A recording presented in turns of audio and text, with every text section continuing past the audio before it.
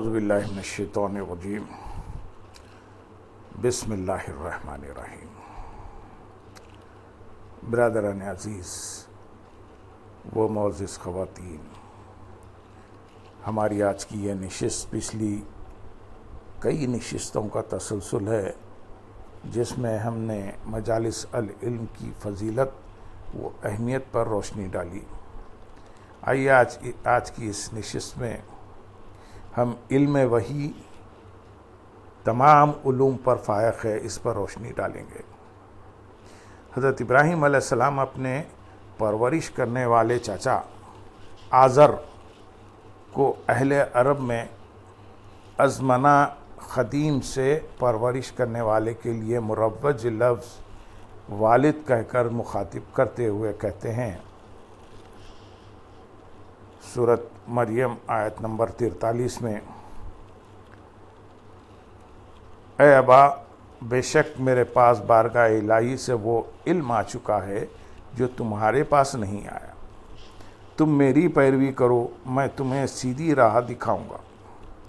یہاں اس علم کی طرف اشارہ ہے جو رشد و ہدایت، فہم و بصیرت اور حقائق کی معرفت کا ذریعہ بنتا ہے۔ اس آیت کریمہ سے ایک نقطہ یہ واضح ہوتا ہے کہ بالعموم علم صحیح کے حامل صاحب علم کی اتباع کرنی چاہیے، یعنی اگر وہ علم کتاب و سنت اور وحی ربانی کی ہدایت پر مبنی ہو تو ہر اس شخص پر جس کے پاس اس درجے کا علم نہیں ہے، اس صاحب علم کی پیروی لازم ہوتی ہے۔ اس آیت کریمہ سے دوسرا نقطہ یہ واضح ہوا کہ اس علم صحیح کی پیروی کی وجہ سے پیروکار بھی ہدایت پا جائے گا۔ گویا علم صحیح ہدایت تک پہنچاتا ہے، جیسا کہ پہلے بیان کیا جا چکا ہے کہ علم اور ہدایت باہم لازم و ملزوم ہیں۔ واضح رہے کہ ہدایت منزل من اللہ علم سے ملتی ہے۔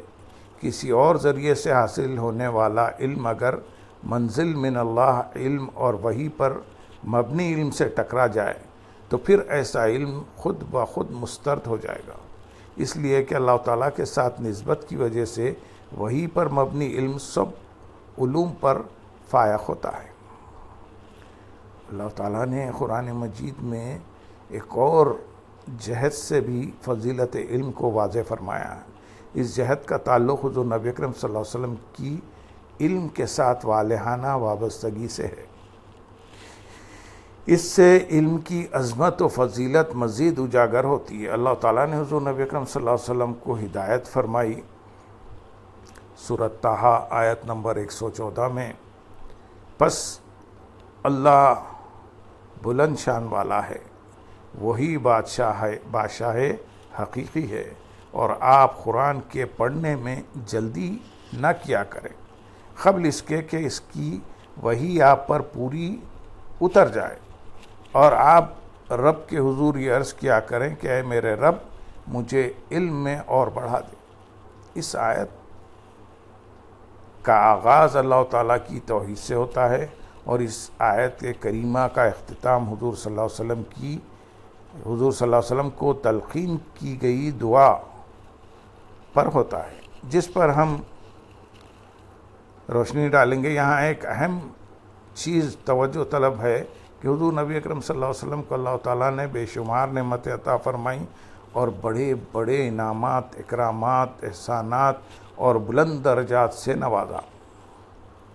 کائنات میں ہر نعمت معیار اور مقدار دونوں لحاظ سے سب سے زیادہ حضور نبی اکرم صلی اللہ علیہ وسلم کو عطا ہوئی۔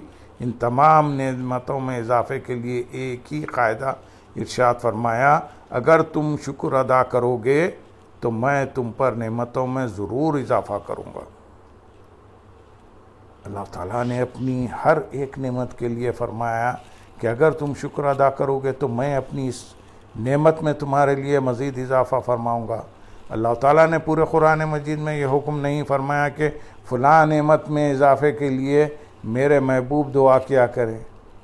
عمر، اخلاق، تقوی، عمل صالح، صحت و تندرستی اور عافیت و سلامتی بھی اللہ تعالیٰ کی نعمتیں ہیں۔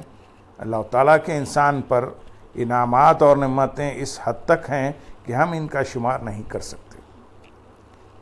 ارشاد فرمایا سورۃ ابراہیم آیت نمبر 34 میں، اور اگر تم اللہ کی نعمتوں کو شمار کرنا چاہو تو پورا شمار نہ کر سکو گے۔ قرآن مجید میں کسی ایک نعمت کا بھی نام لے کر صراحتاً اس طرح کا حکم نہیں فرمایا کہ اس میں مزید اضافے کے لیے دعا کیا کریں۔ صرف ایک نعمت ایسی ہے جس میں اضافے کی دعا کا حکم فرمایا، اور وہ نعمت علم ہے۔ اس کی بابت فرمایا سورۃ طٰہٰ آیت نمبر 114 میں، وَقُلْ رَبِّ زِدْنِی عِلْمًا، اور آپ اپنے رب کے حضور یہ عرض کیا کریں کہ اے میرے رب مجھے علم میں اور بڑھا دے۔ اس سے علم کی قدر و منزلت اور اللہ تعالیٰ کی نگاہ عظیم میں علم کے مقام اور مرتبے کا اظہار ہوتا ہے کہ حضور صلی اللہ علیہ وسلم کو تلقین فرمائی جا رہی ہے کہ میرے حبیب عرض کیا کریں کہ میرے رب میرے علم میں اضافہ فرما۔ معلوم ہوا کہ علم اتنی بڑی نعمت ہے کہ آقا صلی اللہ علیہ وسلم کو بھی اس میں ہر وقت اضافے کے لیے دعا کی تلقین کی گئی ہے۔ چنانچہ ضروری ہے کہ امت المسلمین بھی آقا صلی اللہ علیہ وسلم کی سنت کی پیروی میں علم میں اضافے کے لیے ہمیشہ رب کائنات کی بارگاہ میں ملتمس رہا کریں۔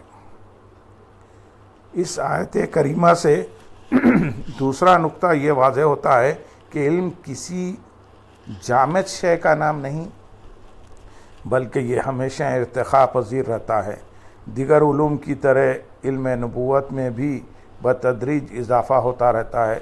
جب غار حرا میں آقا دو جہاں صلی اللہ علیہ وسلم پر پہلی وحی کا نزول ہوا تو علم نبوت کا درجہ کچھ اور تھا، اور جب آپ صلی اللہ علیہ وسلم دنیا سے رخصت ہوئے تو علم رسالت اپنے نقطۂ کمال پر تھا، اور آپ صلی اللہ علیہ وسلم کے اپنے مراتب علم بھی لمحہ بلمحہ روز بروز وقت بوقت بڑھتے چلے گئے، اور جب آقا صلی اللہ علیہ وسلم اس دنیا سے رخصت ہوئے تو علم کے باب میں کوئی حقیقت ایسی نہیں رہ گئی تھی جو اللہ تعالیٰ نے آپ صلی اللہ علیہ وسلم کو عطا نہ فرمائی ہو۔ دوسرے لفظوں میں آپ صلی اللہ علیہ وسلم کو اپنی حیات مبارکہ میں کسی گوشے اور کسی امر کی نسبت یا کسی بھی پہلو کے حوالے سے لا علمی نہیں رہی تھی۔ اللہ تعالیٰ نے آپ صلی اللہ علیہ وسلم کے وصال سے قبل ایسی ہر حالت کو آگہی سے بدل دیا تھا۔ یہ سب وقل رب زدنی علما سے مستفاد ہوتا ہے۔ یہ بات اثر من شمس ہے کہ اللہ کے نبی کی دعا کبھی رد نہیں ہوتی، اور پھر خصوصاً وہ دعا جس کے کرنے کا حکم اللہ تعالیٰ خود فرما رہا ہے۔ اس آیت مبارکہ سے ثابت ہوتا ہے کہ خالق دو جہاں محمد مصطفیٰ صلی اللہ علیہ وسلم کے علم نبوت میں لمحہ بلمحہ اضافہ فرمانا چاہتا ہے، اور انہیں اس درجے کمال تک پہنچانا چاہتا ہے کہ اس سے آگے مخلوق کے لیے علم کا کوئی اور درجہ باقی نہ رہے۔ یہی وجہ ہے کہ رسول مکرم صلی اللہ علیہ وسلم کا علم اس درجے کو پہنچ چکا تھا کہ جہاں تمام مخلوقات کا علم قیامت تک بھی رسائی حاصل نہ کر سکے گا۔ آپ صلی اللہ علیہ وسلم کا علم اس حد کو پہنچ گیا تھا کہ اس سے آگے صرف اور صرف علم خالق یعنی اللہ کے علم کی کار فرمائی ہے۔ عقیدے کا ایک نقطہ اس موقع پر واضح کر دیں کہ جس علم میں اضافے اور مرتبہ کمال تک پہنچانے کا حکم اللہ تعالیٰ خود فرمائے، اور آقا صلی اللہ علیہ وسلم تعمیل ارشاد الہی میں عمر بھر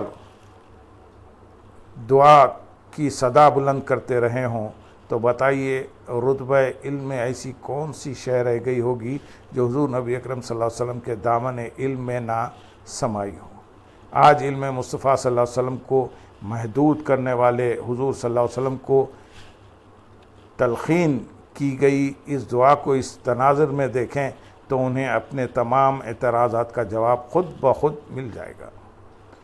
محبوب رب دو جہاں حضرت محمد مصطفیٰ صلی اللہ علیہ وسلم پر اعتراض کرنے کی وجہ یہ ہے کہ یہ انسانی فطرت ہے کہ وہ ہر معاملے کو اپنے اوپر قیاس کرتا ہے، جبکہ اصول یہ ہے کہ کسی بھی معاملے کو اگلے فرد کے حال، مرتبے، صلاحیت اور استعداد کے مطابق قیاس کرنا چاہیے۔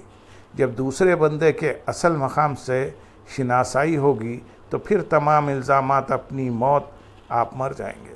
اسی اصول کی روشنی میں اگر علم مصطفیٰ صلی اللہ علیہ وسلم کو دیکھا جائے تو پھر کسی اعتراض کی کوئی گنجائش ہی نہیں رہتی، اس لیے کہ آقائے دو جہاں صلی اللہ علیہ وسلم کا مقام و مرتبہ یہ ہے۔ سورۃ الضحیٰ میں ارشاد فرماتے ہیں اللہ تعالیٰ، اور بے شک ہر بات کی گھڑی آپ کے لیے پہلی سے بہتر، یعنی باعث عظمت و رفعت ہے۔ یعنی آقا صلی اللہ علیہ وسلم کی حیات طیبہ میں ہر اگلا دن آپ صلی اللہ علیہ وسلم کو پہلے دن سے بہتر اور بلند رتبے پر فائز کرتا نظر آتا ہے۔ اسی تناظر میں فرمایا گیا کہ مومن کا اگلا دن پچھلے دن کے برابر رہے تو یہ اس کے لیے خسارے کی بات ہے، اس لیے کہ ایمان کا تقاضا یہ ہے کہ مومن کا اگلا دن پچھلے دن سے اس کے ایمان کے بڑھنے کا نقیب ہو، اور ایمان کا درجہ اللہ کے قرب، تقوی اور اس کی مشیت کے مدارج بے تدریج بڑھتے چلے جانے چاہیے۔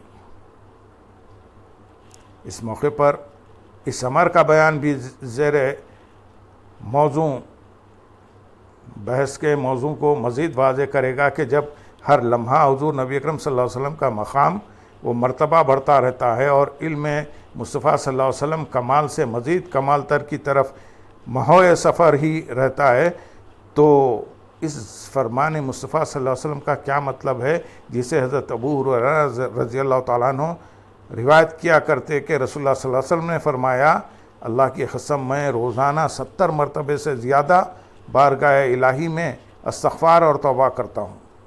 دوسری روایت میں ہے کہ آپ صلی اللہ علیہ وسلم نے فرمایا، کوئی صبح طلوع نہیں ہوتی مگر میں اس میں 100 مرتبہ استغفار کرتا ہوں۔ یہ نقطہ قابل غور ہے کہ سرور کون و مکان صلی اللہ علیہ وسلم تو گناہوں سے پاک اور معصوم عن الخطایا ہیں۔ استغفار تو گناہ، غلطیوں، خطاؤں اور لغزشوں کے ازالے کے لیے ہوتا ہے۔ جب نبی گناہوں اور لغزشوں سے مبرہ ہے تو وہ استغفار کیوں کرتا ہے؟ اس سوال کے کئی جواب ہیں۔ اختصار سے کام لیتے ہوئے صرف ایک نقطے پر روشنی ڈالی جائے گی کہ اس ضمن میں عرفاء، محدثین اور اہل علم نے یہ بیان کیا ہے کہ حضور نبی اکرم صلی اللہ علیہ وسلم کی حیات مبارکہ کی ہر گھڑی پہلے سے اونچے رتبے والی ہوتی ہے۔ آپ صلی اللہ علیہ وسلم کا بعد میں آنے والا لمحہ خوب سے خوب تر کی بہترین مثال لیے ہوئے ہوتا ہے۔ اس طرح ہر اگلا دن پچھلے سے زیادہ افضل ہوتا ہے۔ لمحہ بہ لمحہ آپ صلی اللہ علیہ وسلم کا درجہ بلند سے بلند تر ہوتا جا رہا ہے۔ جب آپ صلی اللہ علیہ وسلم ایک بلند رتبے پر کھڑے ہو کر پیچھے نگاہ ڈالتے تو پچھلے والا رتبہ موجودہ کی نسبت کم دکھائی دیتا، لہذا آپ صلی اللہ علیہ وسلم اللہ تعالیٰ کی بندگی بجا لانے کے اعتبار سے موجودہ رتبے کے مقابلے میں پچھلے رتبے کو کم خیال کرتے ہوئے استغفار کے لائق سمجھتے۔ گویا آپ صلی اللہ علیہ وسلم اللہ تعالیٰ کے حضور بندگی کا حق ادا کرتے ہوئے ہر نئے رتبے پر فائز ہوتے ہوئے دیکھتے کہ گزشتہ لمحہ اور رتبہ اگلے لمحے اور رتبے کے مقابلے میں نیچے تھا، لہٰذا وہ محسوس فرماتے کہ اللہ کا حق عبدیت ادا کرنے میں موجودہ لمحے کی نسبت کچھ کمی رہ گئی ہے۔ جس شان سے اللہ تعالیٰ کی بندگی کا حق اب ادا ہو رہا ہے، پچھلے لمحے اس سے نیچے تھا، تو آپ صلی اللہ علیہ وسلم اس موقع پر استغفار کرتے کہ شاید پچھلے لمحے اور رتبے پر تیری بندگی کا حق شایان شان ادا نہ ہوا۔ اس طرح جوں لمحہ بہ لمحہ آپ صلی اللہ علیہ وسلم کی شان اور رتبہ بلند ہوتا چلا جاتا اور آپ صلی اللہ علیہ وسلم پلٹ کر پیچھے رتبے کو دیکھتے تو وہ رتبہ موجودہ رتبے کے مقابلے میں کم تر ہوتا۔ اس طرح دن میں 70 یا 100 مرتبہ آپ صلی اللہ علیہ وسلم کی حالت مبارک متغیر ہوتی اور آپ صلی اللہ علیہ وسلم اللہ تعالیٰ کی بارگاہ میں استغفار کے طالب ہوتے.